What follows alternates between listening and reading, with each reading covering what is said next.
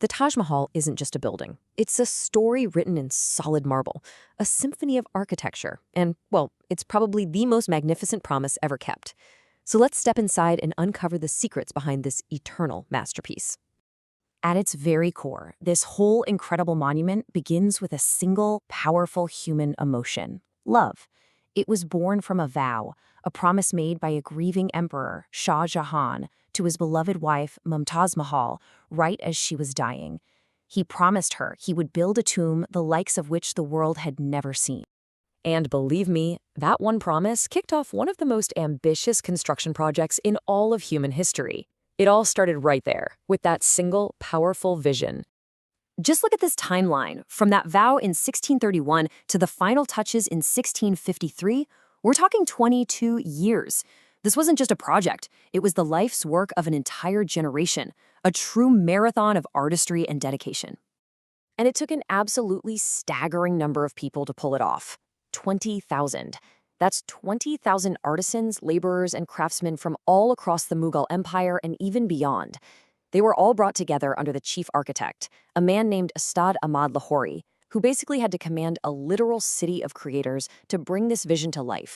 So let's do this. Imagine you're a visitor walking through the gates for the first time back in the 17th century. Before you even lay eyes on the famous tomb, you first have to pass through a world of perfect, ordered beauty: the gardens. The whole layout is based on this incredible concept called Charbagh, which means a fourfold garden. It's a design meant to be a literal representation of the gardens of paradise from the Quran, with water channels dividing everything into 4 perfect parts. This is your first clue that everything here is about balance, perfection, and symmetry. But right away, the Taj Mahal does something different. It breaks with tradition. See, most Mughal tombs are placed smack dab in a center of their gardens. But here, the architects made a really bold choice. They pushed the mausoleum all the way to the far end, putting it on a raised terrace right up against the Yamuna River. It creates this incredible drama and a majestic profile against the sky. All right, let's leave the gardens now and lift our gaze up to the tomb itself. It's nothing short of a symphony composed in white marble. Now, to really appreciate its beauty, you kind of have to learn a little bit of its language. Those huge, grand entrances, they're not just arches, they're called pishtaks. And they frame these deep, vaulted halls known as iwans. It's this exact combination that creates those dramatic shadows and gives you that feeling of immense scale as you get closer. And that iconic dome, well, it holds a pretty brilliant secret. It's actually 2 domes in one. You've got the massive 35-meter-high outer shell that creates that breathtaking silhouette everyone recognizes. But then there's a smaller, lower inner dome that creates a perfectly proportioned, almost intimate space inside. It's just an absolute masterstroke of architecture. So we've seen the big picture. Now let's zoom in. I mean, way in. Because if the whole building is a symphony, then its surface is like a jewel box, absolutely filled with microscopic wonders. You've heard people say the Taj Mahal glows, right? Well, that's not just a poetic fantasy. It comes down to the material science.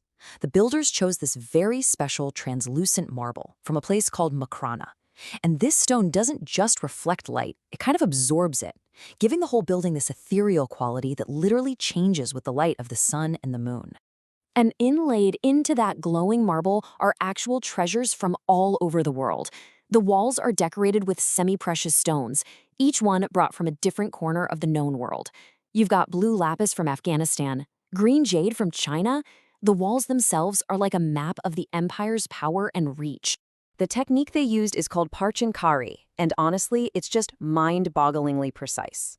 Artisans would carve a shallow space in the marble, then cut and shape a tiny piece of stone to fit so perfectly that you can't see the seams. It's basically jewelry making, but on the scale of a palace. But the Taj Mahal isn't just beautiful, it's brilliant. Underneath all that artistry lies a series of incredible engineering innovations, all designed to make sure it would last forever.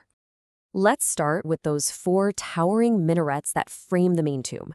They look perfectly straight, don't they? But they are holding a secret designed to protect the very heart of the entire complex. They're actually designed to fall. That's right, Each minaret was built with a slight outward tilt. It's this ingenious piece of defensive engineering. So if a massive earthquake ever hit, they would collapse away from the precious tomb, sacrificing themselves to protect Mumtaz's final resting place. And the foundation is just as clever, maybe even more so. This whole massive structure rests on deep wells filled with timber. Now, you think wood would rot, right? But the engineers use this totally counterintuitive principle. As long as the wood is kept wet by the water of the Yamuna River, it stays strong and stable. The river itself is a part of the foundation. So the original builders designed it for eternity, but they couldn't possibly have predicted the challenges of the modern world. Today, protecting this wonder requires a completely different kind of ingenuity. The main enemy today is air pollution. Acid rain reacts with the calcium in the marble, and it creates this layer of gypsum. This causes the surface to turn yellow and flake away in a process that people have grimly nicknamed marble cancer. So how do you treat a priceless world wonder? Well, you give it a spa day. And I'm being serious. Conservators apply a thick paste of Fuller's earth. It's a type of absorbent clay, all over the marble. As that mud pack dries, it literally pulls the pollutants and impurities out of the stone. Then it's gently washed off, restoring that brilliant white glow without using any harsh chemicals. Which really brings us back to where we started. Shah Jahan built the Taj Mahal to fulfill a promise of eternal love and eternal beauty. But now, in a world facing challenges he could never have imagined,